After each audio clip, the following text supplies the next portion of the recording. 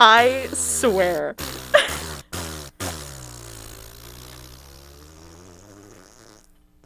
Jack. Okay. Hello, we are Ravings and Reviews. I'm Jack Cluth. And I'm Lauren Worship. And today we are joined by a very special guest. We're going to pretend like that didn't happen. Yeah, oh my god. All right, we're joined by a very special guest, Levon Schulz. Hello. Would you like to introduce yourself a little bit? Yeah, sure. I'm a film production major here at Moorhead, and I've watched 3 Emma Roberts movies in a row. We love that. How's that going for you? It's not her fault they're not good. All right, fair enough. So, since we have a new guest, it's kind of our thing here that we have the guest choose the sort of franchise or set of movies that they would like to review, and Levon chose to review A24 movies. Yes. Do you kind of want to talk about why you chose that and kind of like what A24 movies are? Because I know me myself, I'm not as familiar with A24 movies, but like obviously we were pretty excited about this, so. Basically, to me, like the way I describe A24 is you're scrolling through Netflix and you see a interesting looking thing, and then you click on it, and then those A24 letters come slashing across the screen, and you're like, oh yeah, and you know it's gonna be good. It does have an iconic logo. It does, yeah. A24 just puts out banger after banger. They are awesome. They're a film production studio, but an art film production studio, Yeah. I would call them. But yeah, no, they're great. So I'm excited to talk about some of their movies. Speaking of their movies, Levon, care to explain the opening and why I did that? Well, I mean, everyone listening is like, why did the show start out like that? No, you don't have to explain it. Just what movie did you recommend? Well, I chose to do Swiss Army Man. Yes. Yes. Yeah, I was not really familiar with this movie coming in. I mean, it was just kind of, reviewed. Like, hey, this is the movie that we're reviewing for this week. I was really not familiar with this one at all, so, It's been on my radar for a while. There's been, 2 or 3 times that I almost, pulled the trigger, when I was just trying to find a movie to watch. I'm like, let me watch Swiss Army Man, and then I always find something else, usually. So, I've been meaning to watch it for a long time. For quite a few years, actually. So yeah. It's good. It's good. This podcast has really helped me to watch some movies I've been meaning to see. Yeah. This movie is definitely a change of pace from the others that we've reviewed on this podcast, because obviously with Halloween we've been reviewing a lot of horror movies and more classics and that kind of stuff. But this movie it's interesting. It's a comedy for one. I was going to say, I think this is our first comedy. It's one of our first comedies, unless you count The Phantom Menace. But that's not for the ways that this movie is funny. But yeah, this is really this is the first real, comedic movie that we've reviewed on this podcast. Mm-hmm. I'm going to recycle a joke that I said while we were walking to this radio station. But this movie has been a breath of fresh air in comparison to not only the movies that I've personally been watching, which have been but yeah, in comparison to the other horror movies we've been watching, it is a breath of fresh air. Metaphorically. Metaphorically, not quite literally, but we can explain that later. But yeah, this movie's plot is definitely, I don't know. I don't know. Honestly, that's most of my notes for this movie. It's most of either just like I'm incredibly confused, All right, or like I don't understand. Yeah, let's give a basic outline of the plot so that people know what the general story is. Levon, what would you say? Like, how would you describe just the basic premise of the story? Okay, so Hank, which is the character played by Paul Dano. Yes. He's stranded on an island and he's about to hang himself because he has no hope left in his life anymore. Yeah, I mean, if you're on a deserted island, like that's. He's been sending little messages on boats and like in bottles that float. Yeah, maybe that was a really cool opening. That shot, was a cool. actually. That was I cool like opening. They float about 30 feet offshore though, so he's decided he's had enough. But then a body washes up, and then he has maybe a change of heart. Maybe. Okay. So yeah, we should probably go through. So this movie came out in 2016. It was directed and written by Daniel Kwan and Daniel Scheinert. Produced by way too many people to list. There were like 10 producers. And this is starring, like Levon said, Paul Dano as the protagonist, Daniel Radcliffe and Mary Elizabeth Winstead. But basically the main protagonists of this movie are Paul Dano and Daniel Radcliffe. Yes, Daniel Radcliffe plays the corpse. He's the corpse that he finds on the corpse. beach. And a mighty fine corpse he plays. A mighty fine corpse he plays, yes. Yeah, this movie is very, it's very out there. It's very non-traditional, which, let's be honest, basically every single A24 movie is like that. Probably one of the more raunchier movies that we've covered. It's maybe quite just raunchy, just like humor-wise, like it definitely... But not in like your traditional like mid-2000s raunchy kind of way. It's more just like... I don't know how to say it. It just makes like a lot of jokes that are not necessarily off color, but definitely kind of make you go like, eh. The movie doesn't shy away from body humor. Yes, for sure. It does not. I mean, you can see, if you can see by that the intro that Jack did. That's basically most of the humor of this movie is just fart jokes. I wouldn't say most of it. It has a part of it. constitutes a lot of it. But yeah, but like maybe a good like 45% of the humor in this movie is fart jokes. Yeah, that's like, probably yeah. a fair assessment. But there are some genuinely like actual funny moments Yes. that don't Yes. just rely on haha fart funny. probably Fart like funny, one of the funniest moments to me was when he's first trying to think of the name of the girl, and then he goes Laura Dern, and he says Laura Dern because the whole Jurassic Park thing Jurassic before. Park, Yeah. It's little one-liners like that just get me every this time. movie, it has a lot of like good little one-liners and good little snippets that really it made me laugh. Like this movie was really, really funny. A lot of I'm gonna be real. Mostly Daniel Radcliffe was the one that made me laugh. Mostly, yeah. I mean, to be fair, most of the humor's coming from him, but a lot of his facial expressions were just so funny to me, and the way he would deliver some lines every now and again, I was just like, that's just, I love it. And that's kind of the main like thing. It's he doesn't really know. He doesn't have a filter, and it's kind of Paul Dano's character trying to explain like life to him, and it just doesn't make sense. Right. Yeah. I feel like there were a lot of if there's one thing that this movie has shown me that I can look forward to for the rest of the A24 movies, this movie is beautiful. Like the shots are very nice, it's like very well planned. It's very, very technically well done. Yeah. Yes. And again, I feel like we talk about this like every movie. We do. It is a big part of it. Like, this is a different kind of like well done cinematography in comparison to something like Evil Dead or 28 Days Later. That you say it's very low quality and shaky, but that adds to the movie. This is like, it's beautiful. The shots are visually dynamic. Yeah. Everything looks so good. So this is a different type of, the cinematography is amazing. Like, the cinematography is amazing. It's amazing, yeah. And I mean, we do talk about it a lot with the more technical aspects of film, and that might also come from just us being film majors, and this is the kind of things that we think about. But it's also a big part of what goes into a movie. Like if you're watching a movie with a good storyline and a good plot, but it looks terrible, that's going to take you out of a movie completely. Yeah. So, like, it works well to have a movie look good as well as be good. No, yeah, So- don't worry. I'm not saying that we should talk about the technical aspects. No, yeah. No technical aspects, just plot. A lot of the montage sequences in this are really good too, Yes, and this movie has some great just montage the sequences. set, like the detail The on the set, sets were yes. really, really good. Yeah. I believe most of these were filmed, like, in an actual setting, like in like the woods of California.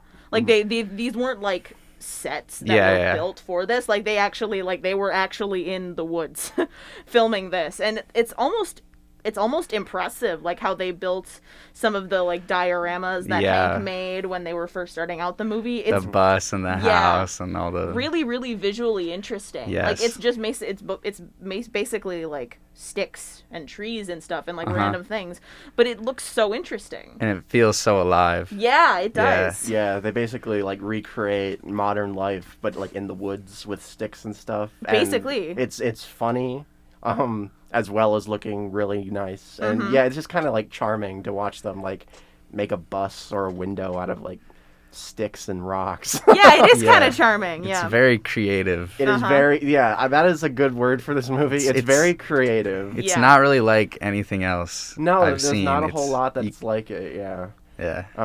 Yeah, we said that it's about one guy technically who's stranded on an island. So you might think of a movie like Castaway or something. Kind of, yeah. But don't. No, it's don't not. think about it's that. not. It's not even remotely close to Castaway. This is going for something completely different, tonally, emotionally. Yeah. There are some weird emotional tones in this movie that I was not expecting. Yeah. Like the more like when it gets really philosophical, like because most of this movie is basically Daniel Radcliffe is a corpse that is not completely dead. Like he washes up on the beach where Paul Dano's character Hank is, and he basically has to reteach him how to live after. But there's one thing that happens before that is that they leave that beach. Oh yeah. They go to a different beach by. By Do we right. want to talk about this right now? Okay, fine. Well, we've already let it on. He rides the Daniel Radcliffe's character, whose name is Manny, which we don't find out at the beginning, but his name is Manny. So Hank rides Manny like a jet ski Yes. to another island. Propelled by his farts. And that's why we've been saying these fart jokes the entire time, is that because it is a big part of the movie, is that because it's also played as a joke, because when corpses or like when people die, everything gets released. Yeah. So it's a very what's happening on screen is if you put it in a different movie, it could be quite morbid and very like disturbing. But the way they do it, they play it for comedy, and it works really well. And a lot of it is pretty metaphorical too. Like, yeah, it's not just your Adam Sandler fart jokes. You know? Yeah, it does have like deeper meanings to it. Yeah. Like what I was saying before, he's literally reteaching him how to live. So he's asking all these questions, like, why am I doing this? Why do I have to do that? And and some questions that he asks, Hank can't answer. Exactly. So I think at one point he says, "Stop asking questions." Yeah. He says it a few and times. that one that hit really different. Yeah. No, yeah. Yeah, I have a few different like theories and opinions on some of the different more philosophical, quote unquote, aspects of the movie. I'd say before we get to that, let's go through and sweep through all the other technical aspects, since we just really quickly. The standout one to me, the cinematography was great, and the locations were really good. But the music... Yes, thank you. I was waiting for this. So good in this movie. This score is brilliant. I'm gonna have to kind of disagree on this one. Unbelievable. I did not really like the music in this. Like, I really... I mean, okay, so the music in this is very, very indie. And very kind of like it doesn't have a whole lot of like orchestration. It's funny you say that. It's all vocal. Yeah, it's mostly vocal. I actually don't done think by an indie band. Really? Yeah. Really? Yeah. No, there might be some really light drumming, but I think everything else is just vocals. I looked into it, and towards the end of the movie, they use a little more. They start to use a couple instruments, but before then it's all a cappella to kind of make it more isolated and alone and fit with the tone. I have to say I really like the music, but I'm interested to hear about your opinion. I do like some of the aspects. Like it stood out to me where the music really fit was like at the very, very end of the movie, like in the credits and like the final scene of the movie. We can talk about that later though. But like some of the music was just like, especially some of the lyrics. Like there was a song during one of the montage. If you're gonna talk, the montage song is the best. It literally just narrates the entire thing. Now we just killed a raccoon. The lyrics of the song narrate the montage, and that throws me off so badly. Popcorn? Yeah. I thought that was kind of funny. I love that part. Yes, it is funny. It just also like threw me off really, really bad. I'm like, why? Like, why is this happening? Sure, yeah. But I mean, okay, in that case, I guess I didn't like dislike the music. It was just one of the lower points for me of this movie. Like I was just kind of like, meh, not really enjoying this too much. That's interesting. No, yeah, I think. And honestly, I'm going to kind of do a vice versa to what you said. I thought the music worked best for like the first 2/3 of the movie. And at the end, it wasn't bad by any means. Mm-hmm. I just thought it was way more effective in the first parts of the movie. It's almost like it kind of drives the plot, too. It's kind of a character of its own. It really does. The music adds so much. Because when something's about to happen, you kind of hear the voice in the background, and it's like... I can't agree with that, yeah. It really adds a level of like... It really kicks in some emotions into the movie. I can agree with that because like sometimes like with what Levon said, when you know something's about to happen, usually like a character in the scene starts singing or like music starts playing in the background, and that was nice. Like when sometimes. Manny, Daniel Radcliffe's character, would start to sing during the scene, and that would kind of lead into another montage or a sequence similar to that. That was nice. It's just sometimes it just felt tonally off. Like with the scenes in like the woods, there being like a pop indie tune in the background. Like you wouldn't really expect that kind of a soundtrack to come from that kind of a setting. So, I don't know. Maybe it's just me. I think it's just you. But, no, I mean, that's interesting to hear, yeah. I mean, I thought it worked. I didn't think, I don't think it, to me anyways, it didn't stand out as being, like, out of place. But, I think it was just the montage song that kind of bugged me. Sure, this movie is very much not my style of humor. Like, okay. I get why it's funny. It's just not always the things that, like, strike me as funny right off the bat. Like, I will sometimes groan and then laugh. So. Yeah, actually, I think we're going to cut to break here. Yeah. But I do have to say that I do have some of that as well with this movie. Mine didn't arise from the music. But, yeah, I do have a few different little nitpicky things like that. But, we're going to cut to a break, and then we will be right back with more Swiss Army Man. Woo! All right, we're back. We're back. I'm not going to do another fart intro. No, we're not going to do that again. So it's time to take a deep dive into some of the more storyline aspects of this movie. So we usually forget, but here's your spoiler warning now for Swiss Army Man. If you have not watched this movie, I recommend, or at least I can speak for us and say that you should watch this movie. This is the best movie of the 2010s decade. All right. That's a big claim, Levon. All right. So, I mean, I guess I open it up to you guys. Do you think any notable scenes come to mind of like, you know, what happens during the movie? I think that this movie's just so deep. Like, I can see why people would overlook it on a surface level if you have expectations about it. But I don't know. The first time I watched it, it like hit me. And then even the second time I watched it, I loved it even more. And I think it says a lot about society. And I hate to say that because, you know, it's always like, oh, society. I say that if I talk to my friends or my girlfriend and I need to rant about society, I'm like, I'm going to have to say it, aren't I? But yeah, I know what you mean. Yeah, like there's a good like analysis of human life in this through the eyes of a corpse. Yeah. Mm-hmm. I 100% agree with that. Like, we kind of talked about it already, but there's multiple scenes where Hank is teaching Manny about the ways to live. Like, he's teaching about love, about marriage, about how things work in the world. Yes, what you can and can't say, what's socially acceptable. And Manny keeps questioning it. Like, he says, like, why can't I say this? Or why do I have to do this? Or anything like that. Manny is essentially like a newborn child. He literally knows nothing except how to speak perfect English. Yes. He doesn't know the English language front and back. He also doesn't know Jurassic Park, but he knows Laura Dern. Well, he mentions Laura Dern earlier on. But no, yeah, it's I mean, that's so not the point that the filmmakers want you to be. Oh, how come he can speak English if he doesn't know anything? Like, that's not even. Yeah, worth, no, like, there's So the movie is just basically Paul Dano's character teaching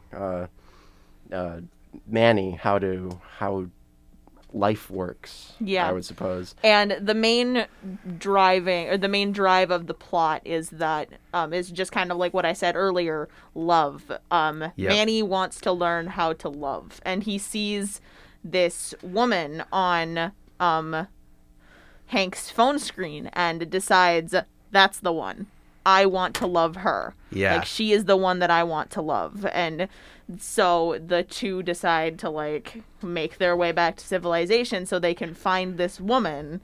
Unbeknownst to Manny, though, that's the woman that Hank has been trying to woo, I guess, even though she has a wife and she has a husband and a daughter. Yeah. And he hasn't tried very hard. He has not tried hard whatsoever. She rides his bus, basically. She rides his bus. That's about as much. But he still has just casually took a picture of her while she was on the bus. That is a high quality photo for a little over the hand. It's like that is like I did have that very same thought.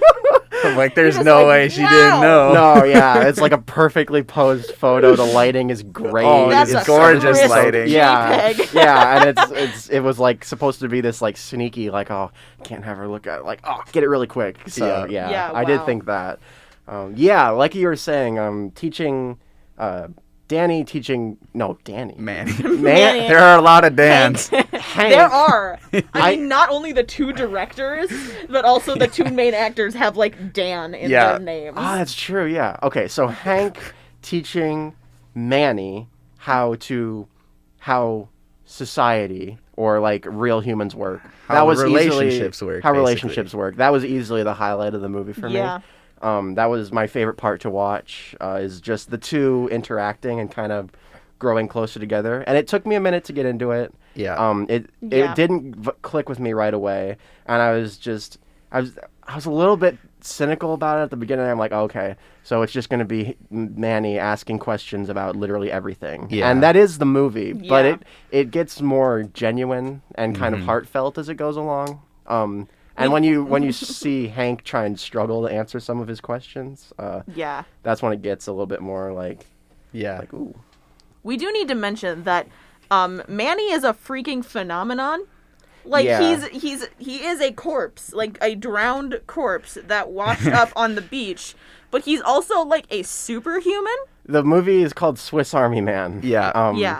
Because of his multiple different superpowers, I suppose. Abilities, which makes him like Hank uses him as like a tool for the whole movie, essentially. Basically. And we didn't say this. The corpse can't move either. He has to. At least not until the very end of the movie. He's more, I guess you could say, like, stimulated. I guess he continues to learn. He was definitely stimulated earlier, and he wasn't. Oh God. He basically can't walk. He can't walk until like. He can't walk really without help, at least towards the end of the movie, is what I remember. It's like he's a literal newborn. He can't do anything for himself. For sure. So he's called the Swiss Army Man. Let's talk about just a few of the different abilities he has. Maybe what works and what doesn't. There's a few that I like more than others. Okay. I'm very interested. Right off the bat, the corpse washes up on the island and starts farting while Hank is trying to commit suicide. So that sets the tone of the movie right there. Basically. There's a corpse, and he's like spazzing out with just massive farts, while Paul Dano's standing there with a noose around his neck. Just calmly humming, just like, what is And at the going beginning, on? I was like, really? Okay, we're gonna go there. It's gonna be fart humor, like. But then he uses Daniel Radcliffe's farts to use him as a jet ski little thing on the water. I'm like, and when the title card appears that says Swiss Army Man, I was like, oh, shoot. You've never seen anything like that before. It really didn't work for me. And then it really did. I'm like, oh, that's like so stupid. It's like kind of clever and like just weird. It's just so weird. Yeah. Yeah. There's the farting. So that would be his first tool, I guess, shown. Yeah. The next one that comes up is that he becomes a faucet. Yes. Which is also strange. Like all of a sudden, like he just starts just spewing water. At seemingly random times too. Like what did he have to do to make him spit water? When he's sleeping in the cave, there's the water keeps dripping in his mouth. Right. Yeah, and then all of a sudden the next morning he's just overflowing, just water out the mouth. No, yeah, but like I mean like later on during the film he uses the corpse to get water, and like I don't know like what did he have to do to get water? Was there a specific action? He had to like press on his press chest. is just basically on his chest. Okay, because I thought like give him like CPR kind of thing. Okay, because there were a few times that he just like leaned his head over, and I was like, oh, is that how you do it? So I don't know. Maybe I just missed it. The pressing on the chest. Yeah, but. He also was seen to be used as a gun. Yeah, that's really funny. His head can break rocks. He's used as an axe with his arm. As an axe, you're like. Yeah, as the movie goes on, these just weirder and weirder powers start to come up, and they're just like they're so slapsticky almost and goofy, and it's just it's such a bizarre sight to see Daniel Radcliffe like shooting like a grappling hook out of his mouth. It's just so bizarre that it's like, and the music in the background is just so like weird and quirky. It's like, okay, you're just like, I'm kind of this is like so bizarre. But yeah, no, the grappling hook mouth. He snaps his fingers like flint and steel at one point. Yes, when he does. Yep. That's when Hank realizes that he can finally have a fire. He has like a robot like chopping arm at a certain point. Yep. And the one that I think we're all dodging around, Hank finds his way back to civilization. Oh, yeah. Hank finds a stray Sports Illustrated magazine in the bush. A Sports Illustrated swimsuit magazine, yeah. And he lets Manny look at it because that's part of being human, is different urges that people have. Anyways, the more Manny looks at the book, the more he is stimulated, and Hank... there's no other way to say this. There's really Hank no good way to say follows it. the direction that Manny's internal compass points. Yes. It makes more sense if you watch the movie, but I don't know. We physically cannot describe it on air. I don't know like what words are okay for the radio or not. I would say maybe let's just skip over it and leave that to the imagination. But it is okay, we won't say the word, but it is a bit of a major point. Yeah. It is, yeah. I will say, if I had to go through what I thought worked and didn't work, the farts worked for me maybe 40% of the time, and other times it annoyed me. And the internal compass, I just wasn't with it. Oh, I don't know why. I don't know why. Okay, I'll say my bit on this. Okay, I just think, it's really weird, and I'm not gonna lie and say like I'm watching this and I'm like, I'm totally comfortable right now, because it is uncomfortable to see, but also it's different, and it's such a creative thing, and then it's also a metaphor for like what we do and what we don't talk about. Like right now, what's acceptable to say and what's not acceptable to say. It moves so fast. That is true. Yeah, it looks like a chest burster in does, Alien. Dude, it does. It's about to come out. That's what I kept thinking the whole time. It's just the chest burster just flopping around. Yeah. Oh my god, dude. Yeah, I get what you're saying about the things that you can and can't talk about. Yeah. And stuff like that. It just didn't. And it might work for me. It might be the most basic building block of what it means to be human when you really think about it. I suppose. I guess Yeah. I guess it was more on the topic of love that he was talking about, like with Manny at the beginning of the movie. It's just kind of like, this is a part of love. Like, this is how, like, you can feel this way about a person. Although I don't know, I'm not 100% sure if he knew what he was doing with that, but I feel like it's safe to say that if I was going to mention this before our first break, but I completely forgot about it, but I feel like this movie would not have been the same without Paul Dano and Daniel Radcliffe in these roles. Oh, yeah. The sure, actors, we can talk about the them. dedication to acting is phenomenal in this movie. Yeah. Like I said earlier, Daniel Radcliffe, man, it might be his best performance I've ever seen him in. It is. I think it is. He has gone on record saying that this is one of his favorite movies. I can't imagine how you would not have so much fun with this role that he has to do. Oh my God, the facial expressions he makes, just the things that he has to do in the movie are so bizarre and so weird. And he does it, like, perfectly for the movie. And then, I love Paul Dano. Yes. He is so good in There Will Be Blood. Uh-huh. And then this, on the complete tonal opposite spectrum. For sure. He's also fantastic in. Yeah, they both do a really good job. They both give a lot of charisma to their roles. Yeah. It was kind of weird because, like, at first glance of this movie, like, just starting, he kind of looked like Shia LaBeouf a little bit. Really? But I was just kind of... beard? Yeah, it was probably the beard. But yeah, like, just kind of... I was just trying to figure out, like, who is this person? Like, I don't think I've ever seen a movie with Paul Dano in it before, but now I'm going to have to see more because he was phenomenal in this movie. He was in the movie Prisoners as well, which is another great movie. And again, Swiss Army Man and Prisoners are so tonally opposite. Never have a Paul Dano marathon. It just it just wouldn't work. It just shows how talented the guy really is. Yeah, it does. He's got range. It does. He's got range.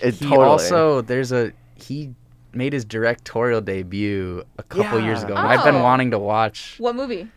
It's called Wildlife. Okay. Yep. Have you seen that? No, I haven't, but I was looking at it and I want to watch that as well. Keep that in mind. Noted. Wildlife. Yeah. Okay, I also wanted to touch on this too because I was just very confused at the end of the movie. Like, I was confused. I was confused through most of this movie, but I was especially confused at the end because I don't know if Hank has, like, gone crazy or not. I feel like maybe a little bit, but I don't feel like he's completely, like, gone bonkers. Like, none of it was real, like Sixth Sense kind of thing. But, like, okay. This, I guess, would be where my my personal issues start. Just a little bit. I didn't like the ending. I didn't hate it. I didn't hate it, but I really was definitely didn't set it up for a sequel. No, yeah. I really just was like, okay.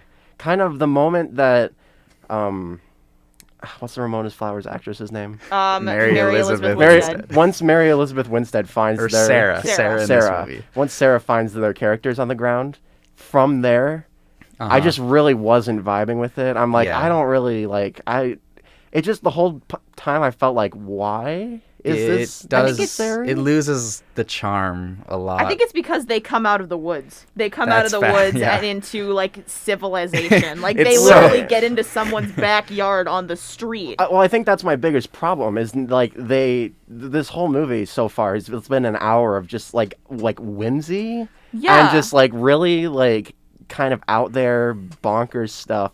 And then they get put into the real world. And that might be what the directors were intending. Yeah. Like, oh, yeah. Like, here's reality. Boom. Yeah, here's the reality check. But I really didn't like it. Because, like, what point were they trying to make? Yeah. Just that... I agree. I think it could have just ended with the tree and the bear and that's honestly, it. Like, that could have. And it could have left it more open, I guess. Yeah. I'm more like, I guess you could call the ending ambiguous, but I would have really, maybe even just them stumbling into Sarah's backyard or something. Yeah. I don't know, but the ending I was not a fan of. Or it also kind of bothers me that Hank's character he has, like, no words. He's finally there, and it'd be like, man, if Manny has taught you anything in all this time, and then finally he just stops. Sarah's right there, and he, like, only nods his head. Right, and it makes Hank look crazy. It which does. Is like it the really part, does. I think that's the point they're trying to go for. Like, are they trying to tell the audience, like, oh yeah, Hank is actually he's been crazy this whole time, man. He's a complete wacko. He takes pictures of random women. He lives in the woods and makes all this weird stuff, and he's been dragging around a corpse. So that you're like, okay, well, which kind of hurts what we have now, like what we now think of Hank. Like, I don't know, he's a likable character, but then like they kind of turn him into sort of a creepy, crazy guy in just the last 15 minutes. I think okay, this might just be like a complete like stretch on my part, but I feel like it might be something to talk about, like how he behaves in the woods with nobody around him. Like, this is how this is how he is, but then like transitioning back into society. Exactly. Like, this is how he is around people, but he's a completely different person. It's just the way that things are viewed. And Manny even says like Manny can't understand why they're trying to get back to an extent, because it seems like he says like, why can't we just like stay here? Yeah, because everything seems better. And which is also weird, because Manny's like whole goal for the movie, for the most part, has been to meet Sarah. Because he really thinks, like, he can't remember his life before he was a corpse, so he thinks that like Sarah and him are like meant to be, or like like they could fall in love. So that's that's the corpse's goal, I suppose. Although it is hinted at how he died, like, because apparently he also has some sort of like mind control powers that are like, I wouldn't say mind control. But, like, he was shown to be modifying Hank's thoughts, like, especially after... So what happens towards the climax, I guess you'd call, like, the rising action of the movie, is Hank has to break it to Manny that Sarah is married and has a child, and that the phone isn't his, and that the phone isn't which Manny's. Why did he tell him it was Manny's in the first place? I think he just kind of like assumed, because he wouldn't know any better, and Manny just kind of got obsessed with it, and he didn't know how to tell, and plus his compass started working again. I suppose, I saw that at the very beginning. I was like, oh, this is totally going to lead to the second act low point. He's going to have to reveal that the phone is not his. So it just kind of confused me why in the first place he even told Manny that was his phone. He also dips back into like the philosophical elements of this movie too, like where they're sitting on a tree hiding from a bear because a bear had just casually wandered up. I love this part though. Like, I would say if I had to pick a favorite part of the movie, it would be the scene with the bear and the fire. It's like the most obviously deep part, if that makes any sense. It's very dark. It's very dark, but it is also very deep. Like, Manny literally tells Hank, he was like, I wish I was dead again. I wish I hadn't been brought back. Like, I would much rather be dead now than anything. And that, it kind of made me stop, and I'm like, this movie is changing tone really, really fast. Like, this is all like funny stuff up until this point, and now it's like, wow. Like, it had hinted at some of the deep parts. There was some emotional stuff going on like during the funny, but like Levon said, this is the deep part. I would not personally say that the movie clashed tonally for me. I think that it was so consistently, like, it seemed to manage being, like, so bizarre. And then in this bizarreness, they also have, like, these more, deep themes or whatever. I just personally, maybe I need to watch it again. I just didn't really get anything that deep out of the movie. Really? Yeah. Whoa. You have totally clashed me, bro. I'm sorry. Like, if I think the table has rotated. If you guys or anyone else has gotten something out of this movie, I'm really happy for you. I'm glad that you guys could find something like deep about the movie.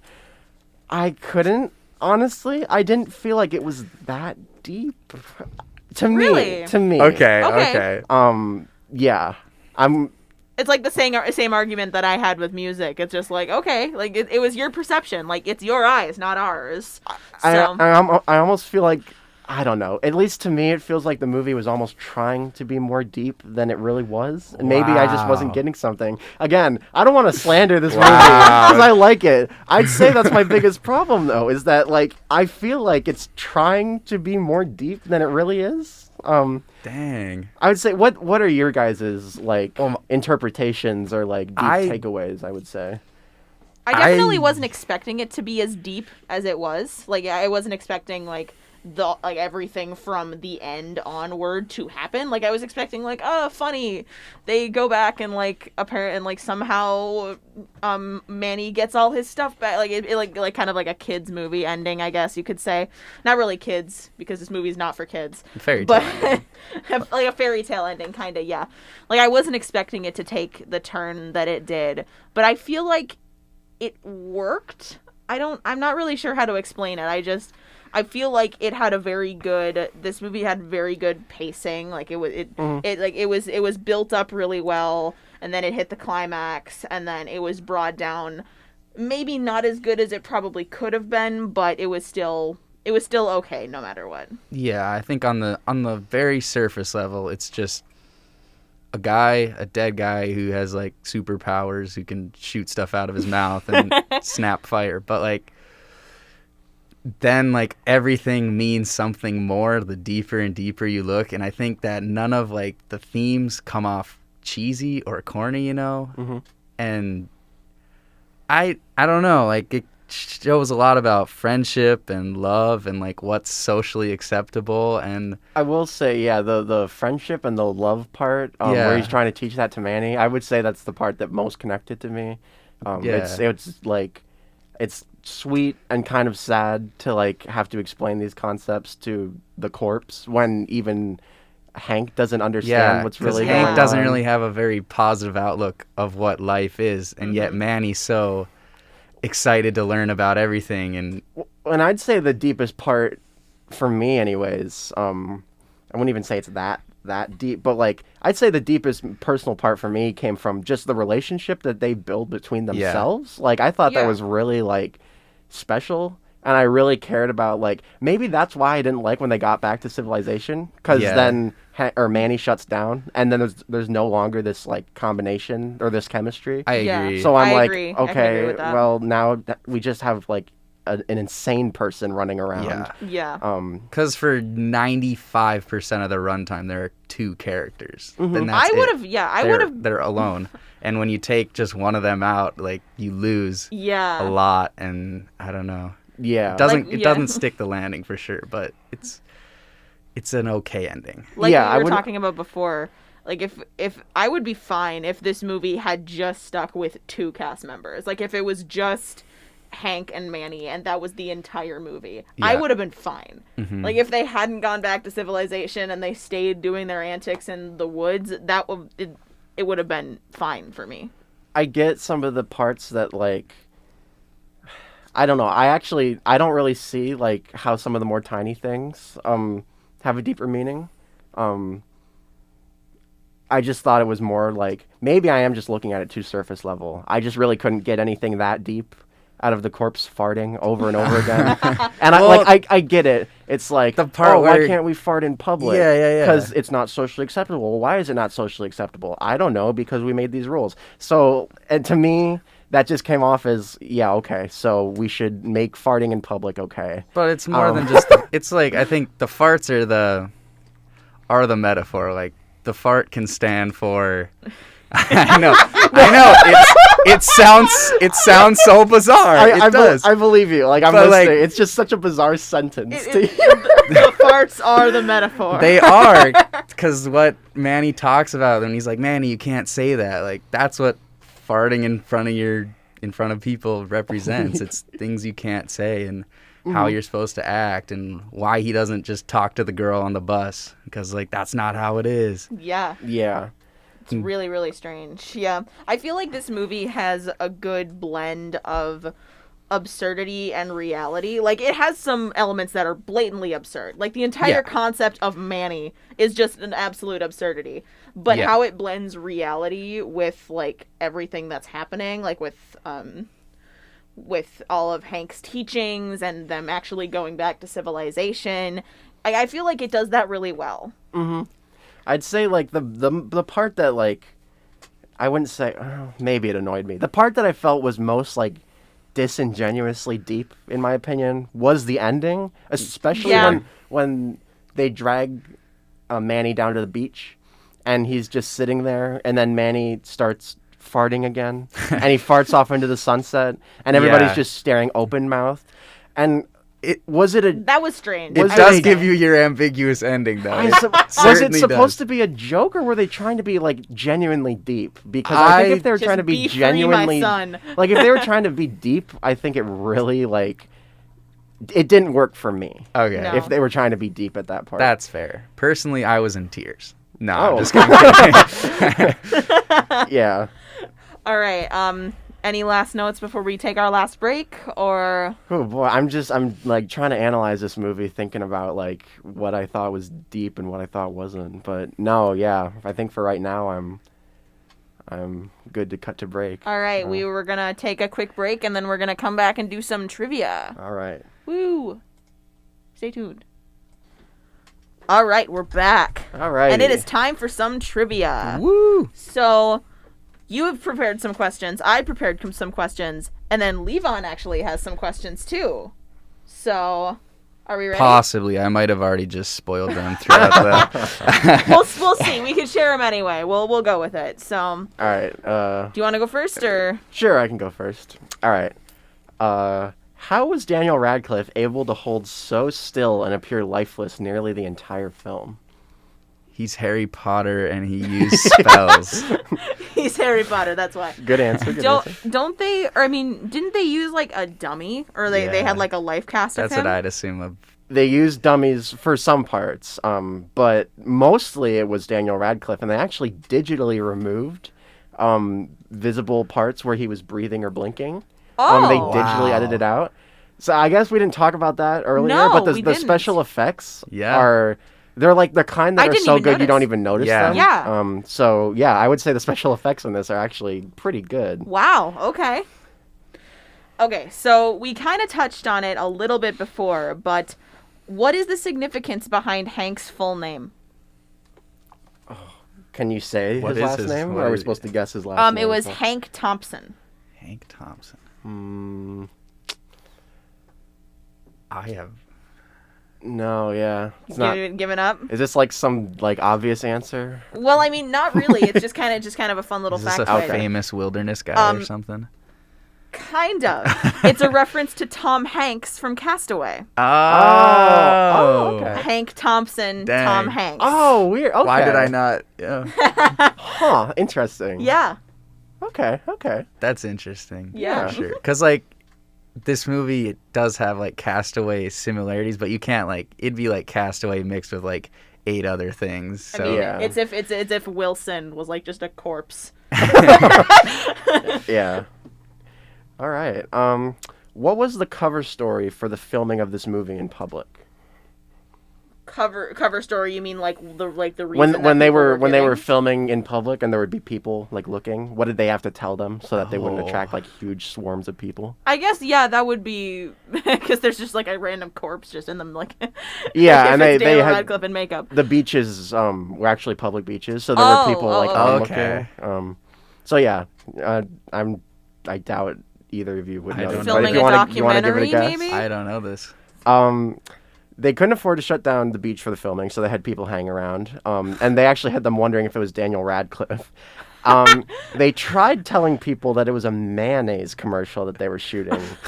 But the locals apparently caught on to the fact that it was not a simple mayonnaise commercial.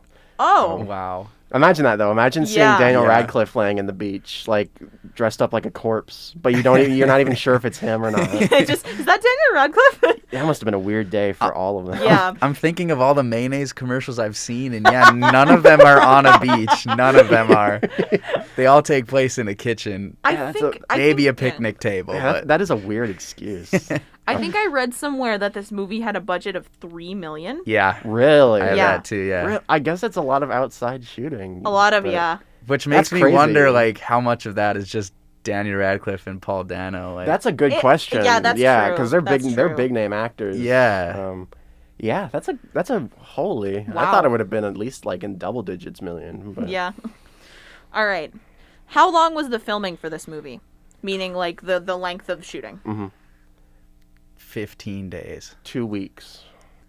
It's higher than 15. It was 22 days. Okay. So about a little less than a month. Okay. So I'm not really sure how long a typical shooting schedule is, like how long it typically takes to shoot a movie like this, but I mean it seems reasonable, like about a month for the scale of what it was. For the scale, for what they were trying to do. I mean, they're just in the woods, so Mm-hmm. yeah, I could imagine this kind of movie getting. But I wonder how much prep went into building all the backgrounds. Yeah, and the little sets and stuff too. Yeah. They're, I like, can't they're imagine how long it intricate. would've taken. And they Would've look taken to do good. that. Yeah. Okay. What was the one real life brand sponsor that appeared in the film? I know this. I thought about this last night. It's slipping my head. It wasn't Cheetos. It No. wasn't the Cheeto because they just had like generic cheese puffs. Yeah. Oh wait, I Oh know no. this. It gets a close up too, doesn't Yeah, it? it's a little. Well, now I'm trying to think. It's sugar. It's filled with sugar. It's sweet. It's in the pastry category. This is Ding Dongs. Hostess. Hostess. Yes, Oh, which yes. makes Ding Yeah, Dongs. yeah, Yeah. Okay. Yep. And a little I suppose fun fact about that is they tried to get multiple brand sponsors, but everyone said no except Hostess. That's so random. Yeah. Apparently, and again, I just got this online, but apparently Hostess saw a positive gain from the use of Twinkies in Zombieland. Okay. And that now makes sense. For sure. say yes to any placement. I don't know what any refers to, but no, yeah, that's kind of funny actually. That's really funny. It ties back to Zombieland with Twinkies. Yeah. But yeah. All right. My last question that I have is, how far into the movie is Manny's first line?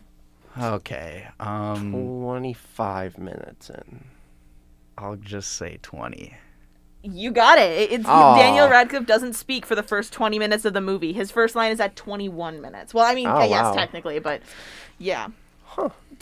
Imagine, yeah, I was just thinking about it. Like, he doesn't speak for the first 20 minutes of the movie. I actually thought he was going to be speechless the entire movie. I would have thought that too, and I was like, well, I mean, that's kind of a waste of Daniel Radcliffe Yeah. for this movie. It wouldn't have worked as well if he didn't talk. That's true. Yeah. Okay. And then my last question. What does this movie feature in its credits that no other film has ever had featured before? I didn't watch the credits all the way through. No. You call yourself a movie reviewer. I didn't watch the credits you through this know- time either. It's Don't been like you know a the year. Marvel secret? You always stay till the end. I mean, I'm only thinking of like the screen that pulls up that says the end. No, yeah, it's not like a post-credit scene. It's like somebody mentioned in the credits. Oh. That no other film has ever had to credit before. Moral support. Is It's like a dog on set or something. Does it have something to do with like dead people? No, it doesn't. Have to Oh, do it's with not either of like those things. Okay, I lead give up. mortician Lead or mortician. something. Gotta make sure it's accurate, man. Nope. This film is the only film in history to feature a credit for a fartist. Wow. Wow. I was gonna include something about that on one of my trivias because apparently Daniel Radcliffe did not contribute any fart to any of his. Like, it was all other people. He didn't do one of them. And What a poser. Wow. Fartist. I respect them for getting a guy completely dedicated to making fart noises and not just using stock fart noises. Okay, yeah. Because that would have gotten old really Yeah. quick. Yeah. But they actually had unique fart noises made for this film. Imagine So, having that job title.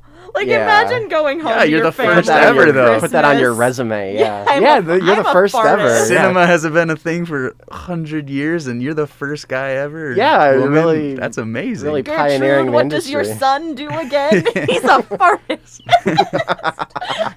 He doesn't get a lot of work, but you might know him from. Actually, one of the From Swiss Army Man. Yeah. I think the second note that I made while I was watching this movie was just asterisks, farts and artistic asterisks. I feel like I actually think I read in the same where I was looking for like trivia questions. I think Paul Dano and a couple of the producers did contribute farts as well. I believe it, yeah. So, Levon, would you say you like the farts more in this movie or in The Lighthouse? Ooh, I think this movie prepared me to like them in The Lighthouse. Okay. For sure. I have not seen it, so I cannot contribute to this discussion, but it is far less prevalent in The Lighthouse. They're not as deep in The Lighthouse, I will say that. Yeah. Levon, you said you had some questions? I have one that I guess I didn't bring up over, and these two directors were offered a job on a Marvel sequel. Ooh. Oh. But they didn't take the meeting. Oh. Really? Yeah. Because of this or because of another or because No, it was they were offered because of this. Oh. And they chose not to. And they chose not to take the meeting. Oh, wow. Interesting. What? Oh, and you're asking what it was? What Marvel movie it was? It came out in 2016. Yeah, so it would have had to have been something that was premiering like way later than that. I don't think it was Black Panther. Guardians of the Galaxy 2. No. Dang it.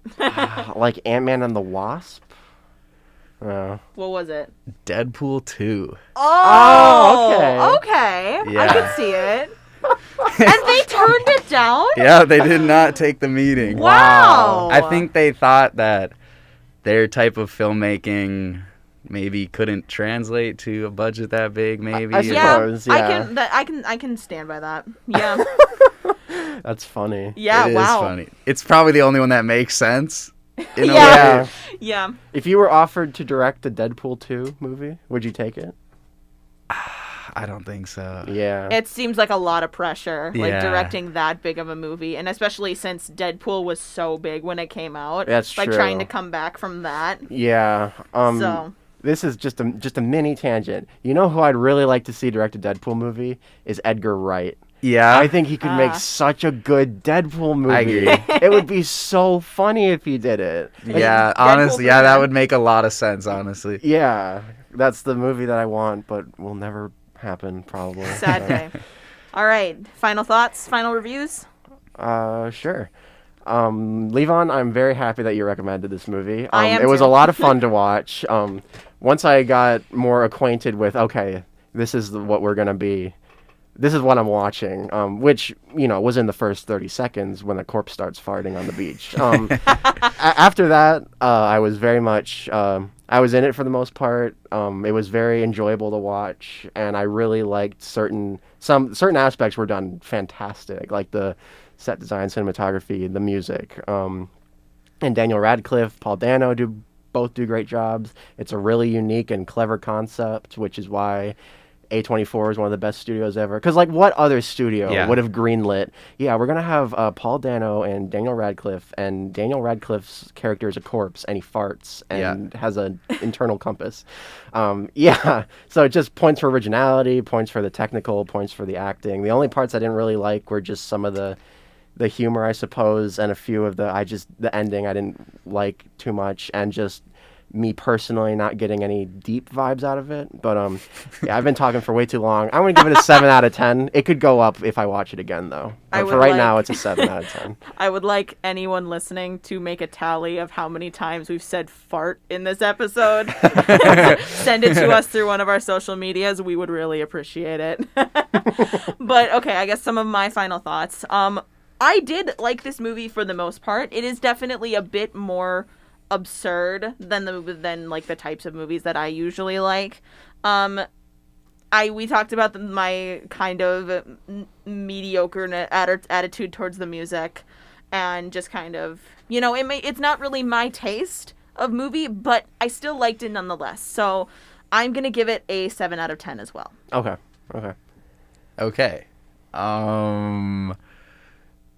I think it's perfect with flaws, if that makes sense. Yeah. Sure. Just because of what it is and how original and creative it is. And it is something that only an A24 movie would be. A24 is so fantastic because we are getting to see indie movies like this, and they're popular, Mm-hmm. Where 15 years ago, something like Midsummer or The Lighthouse is going to be lost and you might never hear about it. Yeah. But A24 has brought a lot of these ideas to the screen and that we can see. And I just love this movie. The first time I watched it, I gave it an 8. But then every time I've seen it since, it's a 10 out of 10 for me. Nice. All right. Nice. Another perfect score. I think that's the the second perfect score since Taxi Driver. Taxi Driver. Yep. So that's awesome. Yeah, and thank you for recommending such a weird movie. Yeah, and thank you. choosing a little bit more of a by the books one. I love weird movies. So yeah, this was a very fun watch. Yeah, thank you for being on, Levon. This is really, really fun. It's awesome to have you here. Thank you for having me. I'm glad we gave you your debut today. Do you have any ideas as to what maybe movie you would want to review next time? Nothing set in stone, but just kind of like an idea. I don't know yet. I'd have to think about that more. I have a few ideas. We'll pressure you about it, but yeah. So I guess with that, I think we're going to sign off for the night. Stay tuned for next Monday, where Jack and I will be on again reviewing Reanimator. And also stay tuned for next Friday, where Caitlin will be back on again, and we're going to review the next Star Wars prequel, Attack of the Clones. Mm-hmm. That's going to be a fun episode. This is sure to be interesting. This is where the fun begins. Yeah. All right, we are going to sign off for the night. Jack, do you have anything else to say? No, I think you covered it. Our YouTube channel is just starting to upload some of the videos, so go look out for that if you want to re-listen to some of the episodes. And other than that, have a good night, guys. We'll see you later. Have a good night.